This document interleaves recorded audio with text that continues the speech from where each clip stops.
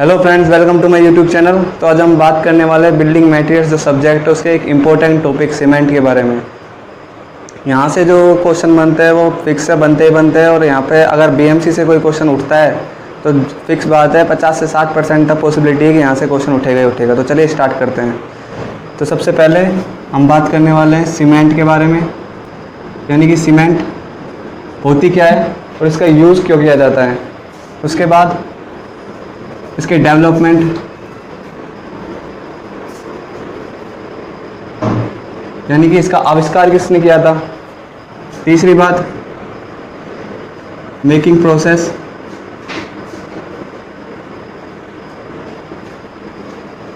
यानी कि इसे बनाए कैसे जाते हैं। उसके बाद इसके टाइप्स, यानी कि सीमेंट के कौन कौन से टाइप्स होते हैं। उसके बाद इसके टेस्ट। तो मेनली जो सीमेंट जो चैप्टर है वहाँ से इनमें से क्वेश्चन पूछा जाता है। अगर आपको ये आ गए तो आपको पूरा सीमेंट चैप्टर आ जाएगा। तो चलिए स्टार्ट कर।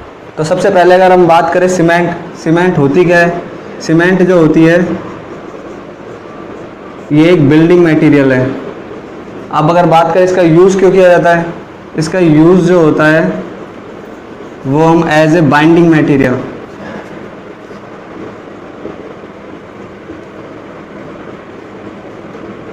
यानी कि कोई भी मोटार जो होता है उसमें बाइंडिंग मटेरियल के रूप में मेनली सीमेंट जो होता है उसका यूज़ किया जाता है। इसके बाद अगर बात करें जो वेट मोटार होता है उसमें जो सीमेंट होती है वो प्लास्टिसिटी गुण प्रोवाइड करती है।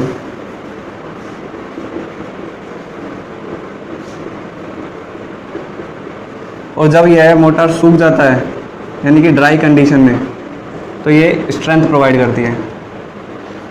तो आपको पता लग गया होगा कि सीमेंट क्या होती है और इसका यूज़ क्यों किया जाता है। इसके बाद अगर बात करें इसके डेवलपमेंट के बारे में, सीमेंट जो होती है उसका डेवलपमेंट जो होता है वो सबसे पहले इंग्लैंड में हुआ था। इसका जो आविष्कार किया था वो किया था 21 अक्टूबर 1824 में। उस व्यक्ति का नाम जो है वो है जोसेफ एस्पेडीन।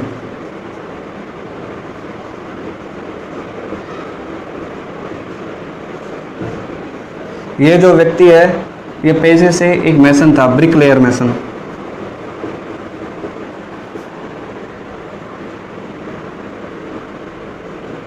इसने क्या किया, एक दिन ये खाली बैठा था तो इसने लाइमस्टोन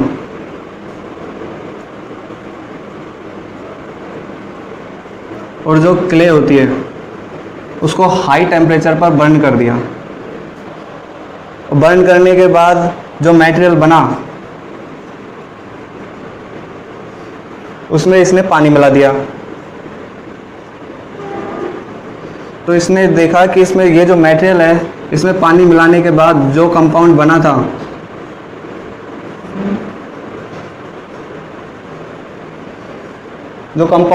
वो बहुत ज़्यादा हार्ड था, उसकी स्ट्रेंथ जो थी वो बहुत ज़्यादा थी, और उसका कलर जो है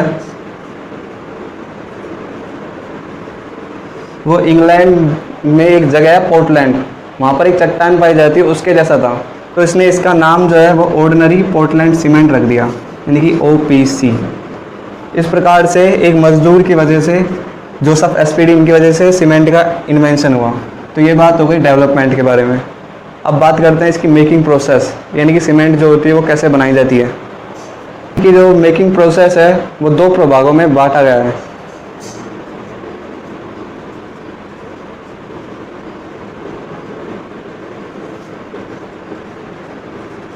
यानी कि सबसे पहले जो विधि है उसका नाम है ड्राई प्रोसेस। ये जो प्रोसेस होती है इसमें जो रॉ मटेरियल होते हैं, रॉ मटेरियल क्या होता है, लाइमस्टोन क्ले। ये क्या होता है, रॉ मटेरियल। इसमें इनका वेट का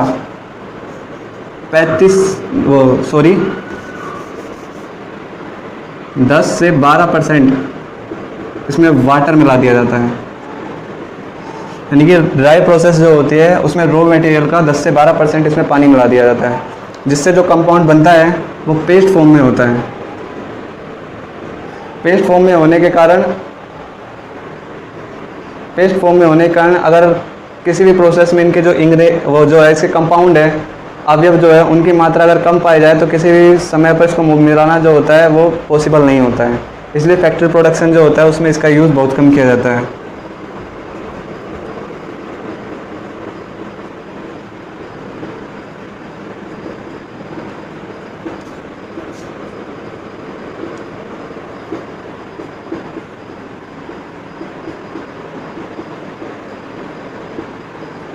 इसके बाद अगर बात करें दूसरे प्रोसेस के बारे में, वो होती है वेट प्रोसेस। ये जो प्रोसेस होती है इसमें जो रॉ मटेरियल होता है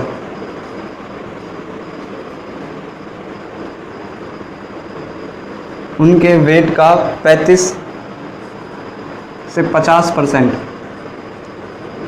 इसमें जो होता है वाटर मिला दिया जाता है, जिससे जो कंपाउंड बनता है वो स्लरी फॉर्म में बनता है। अब ये बनता है स्लरी फॉर्म में। स्लरी फॉर्म में बनने के कारण अगर किसी भी स्टेज पर अगर कोई भी अवयव अगर कम पाया गया तो वहाँ पर हम आसानी से इसमें ऐड कर सकते हैं वो अवयव। इसलिए फैक्ट्री प्रोडक्शन में जो होता है इस प्रोसेस का उपयोग बहुत ज़्यादा किया जाता है। इसलिए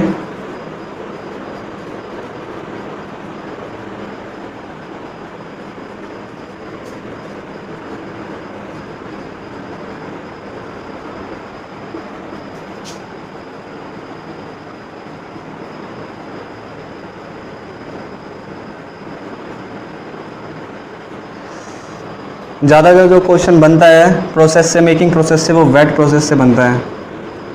वो बनता है कि इसमें कितना पानी मिलाया जाता है, और फैक्ट्री प्रोडक्शन जो होता है उसमें कौन सी प्रोसेस का यूज़ किया जाता है। और अगर ड्राई प्रोसेस में अगर कोई क्वेश्चन बनता है तो इसके वाटर से बनता है कि इसमें कितना % वाटर जो होता है वो मिलाया जाता है।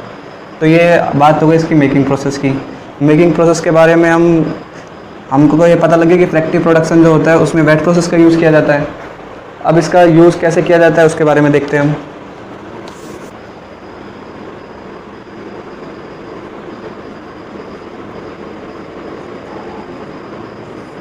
सबसे पहले बात करें इसमें रॉ मटेरियल कौन से लिए जाते हैं, तो इसमें रॉ मटेरियल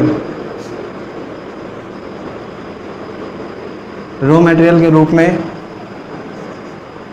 कैल्सीरियस रॉक,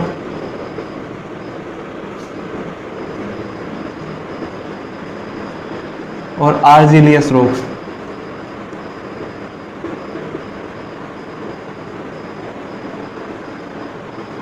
इसका यूज़ किया जाता है।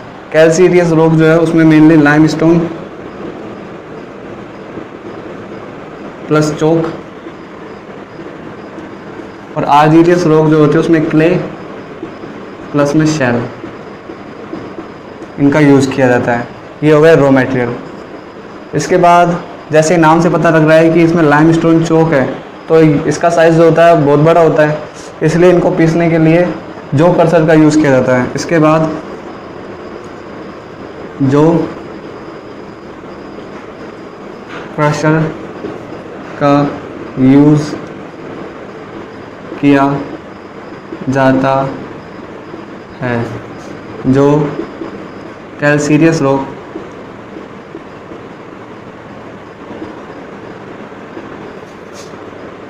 को 150 mm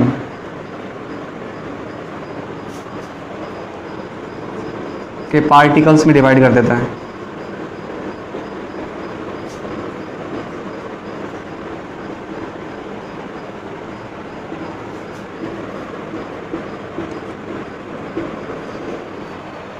अब ये जो हो गए कैल्सियस रॉक वो 150 mm के पार्टिकल्स में हो गए। ये यानी कि इन दोनों का जो साइज़ है वो लगभग बराबर हो गया। इसके बाद हम जो नेक्स्ट जो स्टेप होता है उसमें हम एक दूसरे क्रशर का यूज़ करते हैं। इसके बाद कैल्सीरियस व आर्जिलियस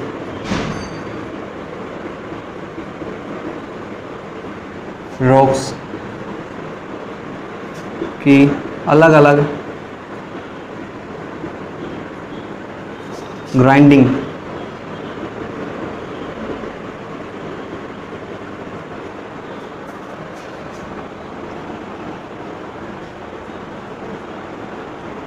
तो ये ग्राइंडिंग किस में की जाती है, इसके लिए बॉल मिल या फिर ट्यूब मिल का यूज़ किया जाता है।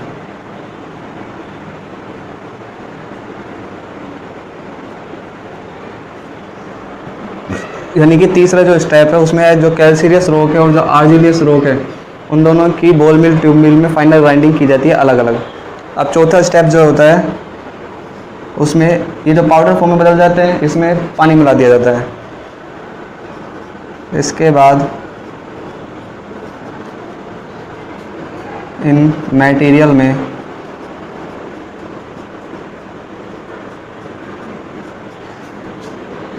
रॉ मटेरियल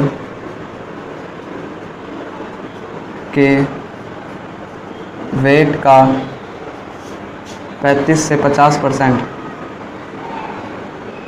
वाटर ऐड कर देते हैं।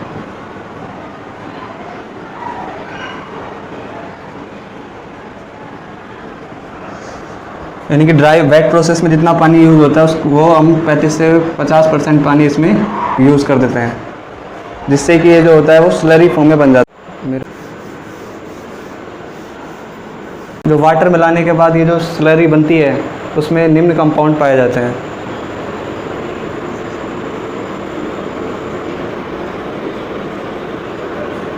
सबसे पहले पाया जाता है लाइम या फिर इसे हम कैल्शियम ऑक्साइड भी कहते हैं। दूसरा होता है सिलिका जिसे हम SiO2 भी कहते हैं। तीसरा होता है आयरन ऑक्साइड जिसे हम Fe2O3 भी कहते हैं। उसके बाद होता है एलुमिना Al2O3। उसके बाद जो होता है वो होता है मैग्नीशिया। उसके बाद जो छठी क्वांटिटी होती है वो होती है सल्फ़र ट्राईऑक्साइड जिसे SO3 भी कहते हैं। और सातवीं क्वांटिटी जो होती है वो होती है एल्कलाइन यानी कि क्षार। अगर बात करें इनकी परसेंटेज तो लाइम जो होता है वो मेन कंपाउंड होता है, इसकी मात्रा जो होती है वो होती है 60 से 67% के मध्य। इसके बाद बात करें हम सिलिका, वो दूसरी मेजर क्वांटिटी होती है, इसकी मात्रा होती है 17 से 25% के मध्य। इसके बाद बात करें अगर आयरन ऑक्साइड, इसकी मात्रा होती है 0.5 से 6% के मध्य। जो एलुमिना होता है उसकी मात्रा होती है 3 से 8% के मध्य। इसके बाद अगर बात करें मैग्नीशिया, यह होता है 0.1 से 4% के मध्य।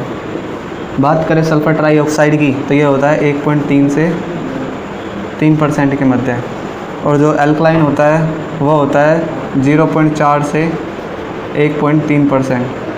अगर स्लरी में इन कंपाउंड की ये परसेंटेज उपस्थित है तो सही है, वरना हम इसमें एडिशनल ऊपर से जो होता है वो मटेरियल जो भी कंपाउंड कम पाए जाते हैं उसको ऐड कर देते हैं उनके परसेंटेज के हिसाब से और उनको मिला दिया जाता है, जिससे कि प्रॉपर जो प्रोपोर्शन होती है सीमेंट की वो बनकर तैयार हो जाती है। इसके बाद इनको बर्न किया जाता है। इसके बाद जो होता है ये जो स्लरी होती है इसको बर्न किया जाता है। बर्न करने के लिए क्लिन का उपयोग किया जाता है जिसका नाम है रोटरी क्लिन। ये जो क्लिन होती है इसकी अगर हम बात करें, इसकी लेंथ जो होती है वो होती है 90 से 120 मीटर। और अगर बात करें इसके डाया की, वो होता है 2.5 से 4 मीटर। ये इतनी बड़ी क्लिन होती है। इसके बाद जो स्लरी होती है उसको रोटरी क्लिन में डाल दिया जाता है, जहाँ पर ग्रेविटेशनल एक्शन के कारण वो ऊपर से डालते हैं और नीचे की तरफ आ जाती है, जहाँ पर इसका टेम्परेचर 1400 से 1500 डिग्री सेल्सियस के मध्य होता है। वहाँ पर जो स्लरी होती है वो जमना स्टार्ट कर देती है और उससे जो जमकर जो होता है वो क्लिंकर बनते हैं। क्लिंकर जो होते हैं उन्हें हम नोड्यूल्स भी कह सकते हैं। तो इससे बन गए नोड्यूल्स। इसके बाद की अगर बात करें, ये जो क्लिंकर या फिर नोड्यूल्स जो होते हैं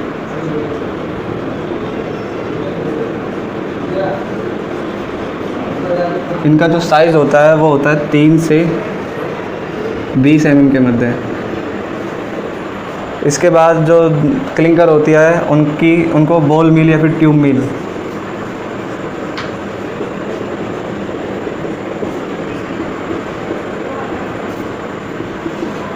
वहाँ पे इनकी ग्राइंडिंग की जाती है। ग्राइंडिंग करके इसको पाउडर फॉर्म में लाया जाता है, और ग्राइंडिंग करने के साथ साथ इस मिल में डालते समय इनमें जो होता है जिप्सम ऐड कर दिया जाता है।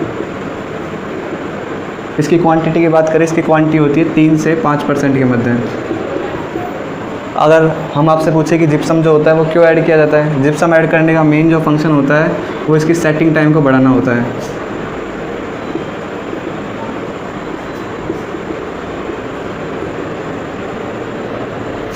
इंक्रीज़ करने के लिए इसका यूज़ किया जाता है, यानी कि इसका यूज़ रिटार्डर के रूप में किया जाता है।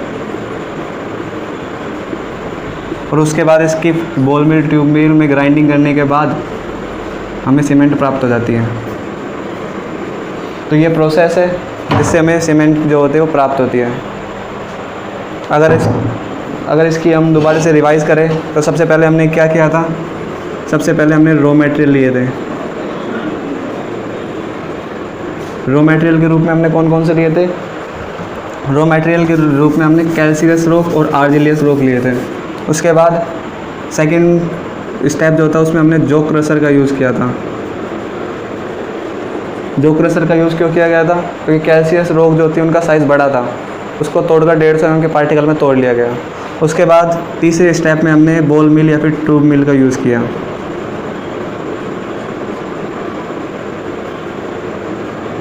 ये जो थी ये भी एक प्रकार का क्रशर था जिसमें हमने सीमेंट के जो रॉ मटेरियल थे उनको अलग अलग फाइनिंग ग्राइंडिंग कर ली थी। उसके बाद हमने इसमें वाटर ऐड किया था चौथे स्टेप में। वाटर कितना ऐड किया था? वाटर किया था 35 से 50% के मध्य, जिससे हमें प्राप्त हुई थी स्लरी। और उसमें कोई भी मटेरियल जो कम था उसको डालकर उसकी कंपोजिशन जो थी बिल्कुल एक्यूरेट कर ली थी। उसके बाद पाँचवें जो पॉइंट था उसमें हमने रोटरी क्लीन का उपयोग किया था। इसका यूज़ क्यों किया था? बर्निंग के लिए। इसमें बर्निंग करके हमें क्लिंकर प्राप्त हो गए थे, जिसमें हमने जिप्सम डालकर सीमेंट प्राप्त कर लिया था। तो ये प्रोसेस थी सीमेंट बनाने की। तो ये कंप्लीट हो गया। इसके बाद अगर हम बात करें, फिर एक साइंटिस्ट थे जिसका नाम था बोगी।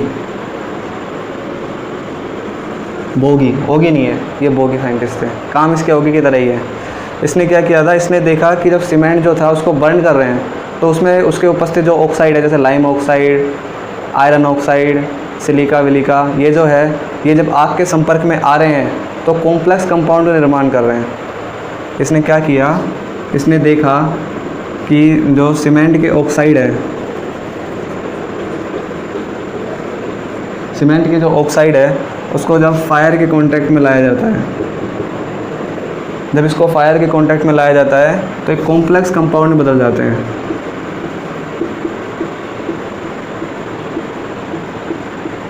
कॉम्प्लेक्स कंपाउंड में बदल जाते हैं। वो कौन कौन से कंपाउंड में बदलते हैं? वो बदलते हैं C3S, C2S, C3A और C4A। ये जो कंपाउंड होता है कॉम्प्लेक्स कंपाउंड, इसे सबसे पहले किसने बताया? बोगी ने। इसलिए ये जो कंपाउंड है इन्हें हम बोगी कंपाउंड भी कहते हैं।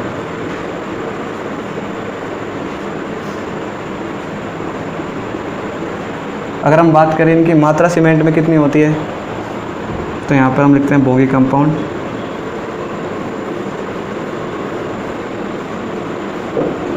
और यहाँ पर परसेंटेज।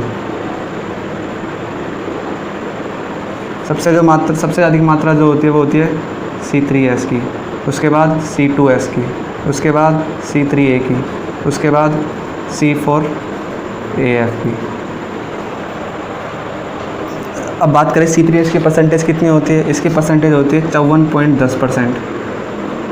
बात करें C2S की परसेंटेज कितनी होती है? इसकी परसेंटेज होती है 16.60%। बात करें C3A की, इसकी होती है 10.8%। और C4AF की होती है 9.10%। तो ये सारे बोगी कंपाउंड है। ये जो होता है इसे हम ट्राई कैल्शियम सिलिकेट भी कहते हैं, di calcium silicate, tri calcium aluminate, tetra calcium alumina ferrite. तो ये हो गए बोगी कंपाउंड और उनकी परसेंटेज। इसके बाद दो और वैज्ञानिक आए, उनका जो नाम है वो था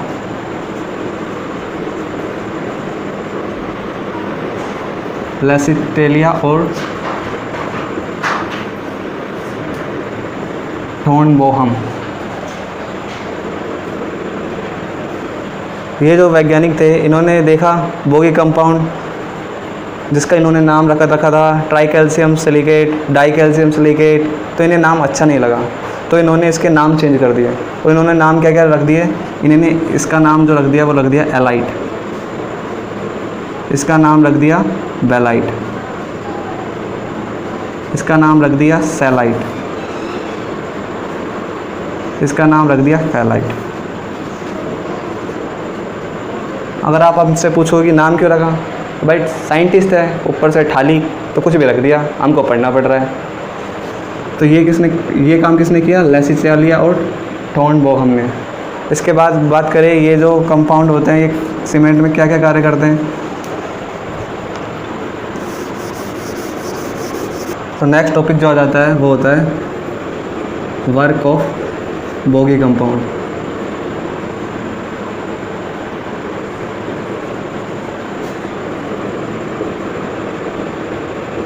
सबसे पहले अगर हम बात करें हम C3S की, ये जो होता है उसे हम ट्राई कैल्शियम सिलिकेट भी कहते हैं, और इसका दूसरा नाम क्या है, दूसरा नाम है एलाइट। इसकी मात्रा कितनी होती है, इसकी मात्रा होती है 54.10%। ये क्या काम करता है, सीमेंट में जो स्ट्रेंथ जो आती है उसके लिए जिम्मेदार है। सीमेंट में स्ट्रेंथ इसी कारण आती है। अगर हमें सीमेंट को रैपिड हार्डनिंग बनाना है, यानी कि उसे जल्दी हार्ड करना है, तो इसका यूज़ किया जाता है।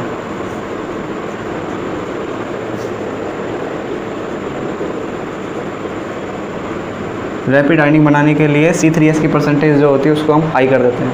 अगर RHC बनानी है तो C3S की प्रपोर्शन जो होते हैं उसको ज़्यादा कर देते हैं।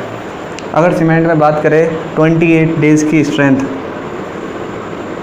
सीमेंट में 28 डेज़ की स्ट्रेंथ जो होती है वो C3S के कारण ही आती है।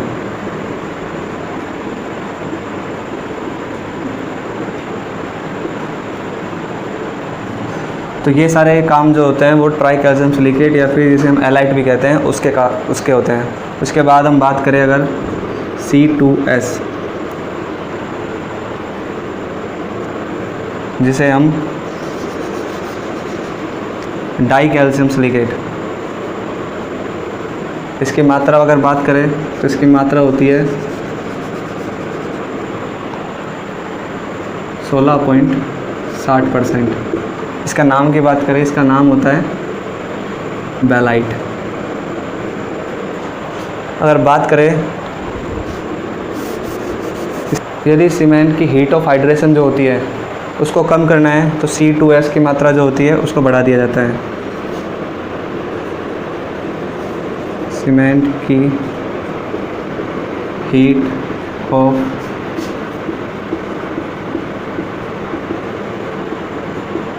कम करता है।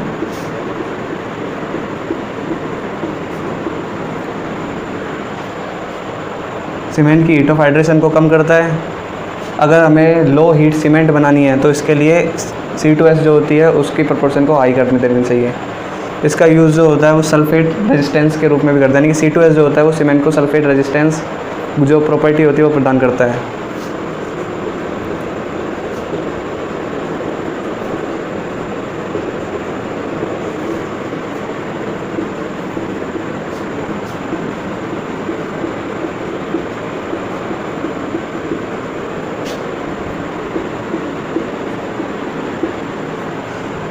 इसके बाद अगर बात करें सीमेंट की जो 28 डेज़ के बाद की स्ट्रेंथ होती है वो सारी जो होती है वो C2S के कारण आती है। सीमेंट में 28 डेज के बाद की स्ट्रेंथ, जिसे हम अल्टीमेट स्ट्रेंथ ऑफ सीमेंट, ये इम्पोर्टेंट है, भी कहते हैं, वो C2S के कारण होती है।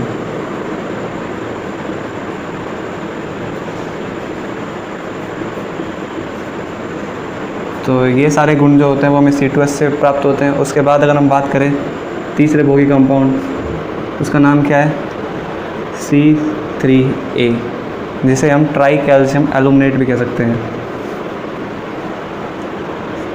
ट्राई कैल्शियम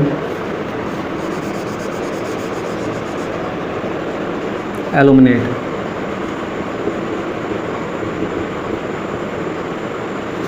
इसे हम सैलाइट कहते हैं। इसकी परसेंटेज कितनी होती है, इसकी परसेंटेज जो होती है वो होती है 10.8%।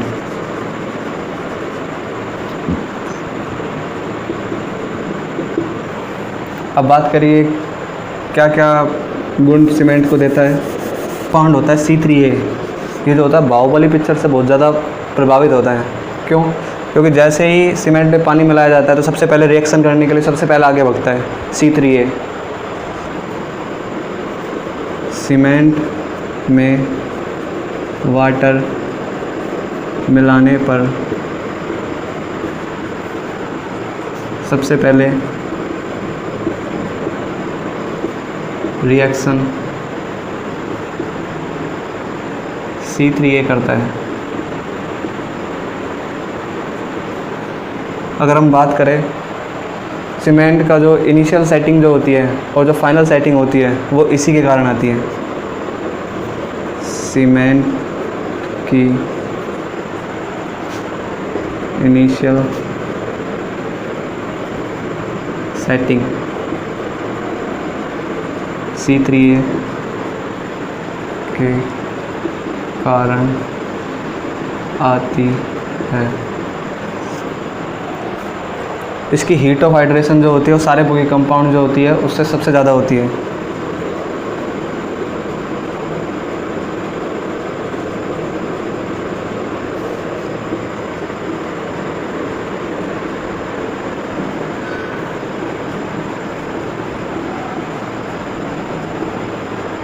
अगर हम बात करें C3A की, तो अगर इसकी मात्रा जो होती है सीमेंट में ज़्यादा हो जाए तो ये 5 मिनट में ही सीमेंट को सेट कर सकता है। यानी कि सीमेंट में पानी मिलाया 5 मिनट के अंदर वो बिल्कुल हार्ड हो जाएगी, जिसे हम फ्लैश सेटिंग भी सीमेंट ऑफ फ्लैश सेटिंग कहते हैं।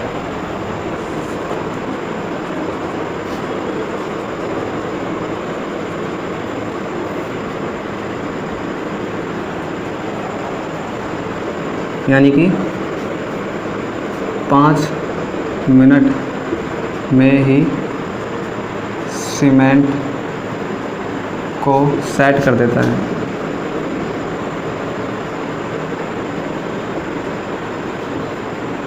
जो इसमें ये वाला इफ़ेक्ट जो होता है इसको कम करने के लिए इसमें जिप्सम मिलाया जाता है, इसलिए इसके काउंटर अटैक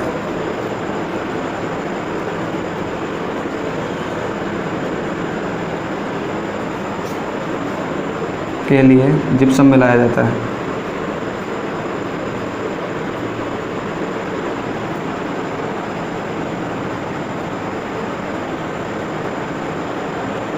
तो ये सारी प्रॉपर्टीज़ किसके हुए, C3A की। उसके बाद हम बात करें C4AF, तो उसके बारे में ज़्यादा बात नहीं है। उसे हम फेलाइट के नाम से जानते हैं। पहला पॉइंट तो यही है। दूसरा पॉइंट ये है कि उसकी प्रॉपर्टीज़, उसकी जो परसेंटेज होती है सीमेंट में वो सबसे कम होती है। तो यही मेन चीज़ जो है वो C4AF के बारे में। इससे ज़्यादा क्वेश्चन भी नहीं पूछा जाता। जो क्वेश्चन पूछे जाते हैं वो मेनली C2S, C3A और C3S के बारे में पूछे जाते हैं। अब इसके बाद अगर हम बात करें कुछ इम्पोर्टेंस डाटा अबाउट OPC।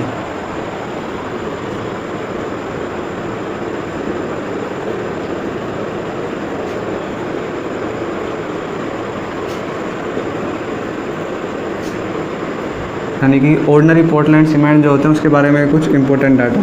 सबसे पहला क्या है, weight loss due to ignition, यानी कि जब सीमेंट जो होती है, सीमेंट को जब 900 से 1000 डिग्री सेल्सियस पर बर्न किया जाता है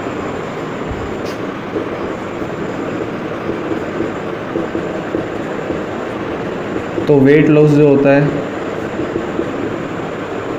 5% से अधिक नहीं होना चाहिए।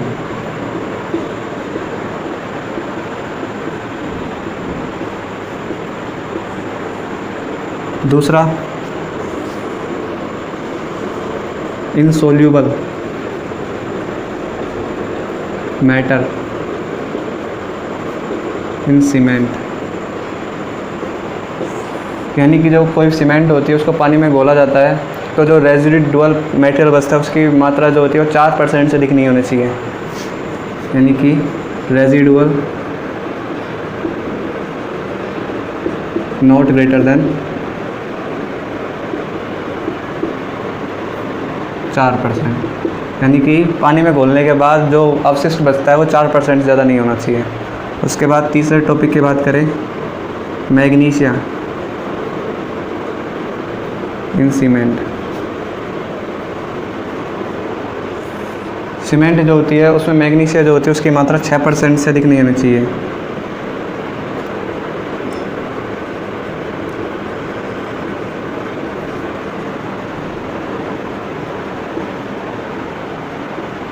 छः परसेंट से अधिक क्यों नहीं होनी चाहिए? क्योंकि ये मैग्नीशिया जो होती है वो सीमेंट में हार्मफुल कंटेंट होता है।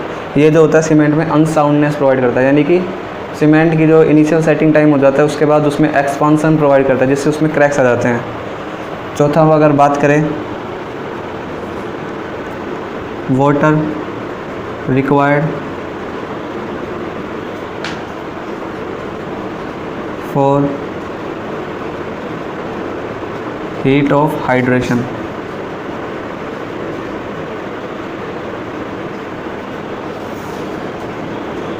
यानी कि सीमेंट जो होते हैं उसके कंप्लीट हीट ऑफ हाइड्रेशन के लिए हमें 38% वाटर की आवश्यकता होती है। टोटल 38% वाटर की नीड होती है, जिसमें से अगर हम बात करें हीट ऑफ हाइड्रेशन के लिए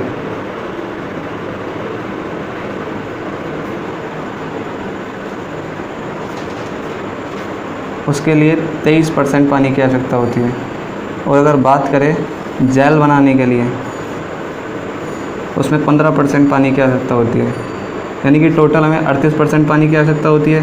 कंप्लीट हीट ऑफ हाइड्रेशन के लिए 23% की आवश्यकता होती है और सीमेंट में जेल बनाने के लिए जिससे कि बाइंडिंग प्रॉपर्टी डेवलप होगी उसके लिए 15% पानी की आवश्यकता होती है। तो ये सारे इंपॉर्टेंट डाटा थे अबाउट ओपीसी के बारे में। आई होप आपको समझ में आ गया होगा।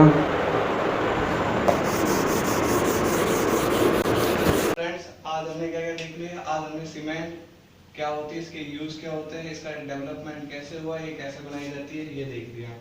तो इसके बाद अब बच गया इसके कौन कौन से टाइप्स होते हैं और इसके कौन कौन से टेस्ट होते हैं। तो ये वाली वीडियो आपको मिलेगी नेक्स्ट पार्ट में। आई होप आपको समझ में आ गया होगा। अगर समझ में आ गया होगा तो please like share subscribe my channel and thanks for watching.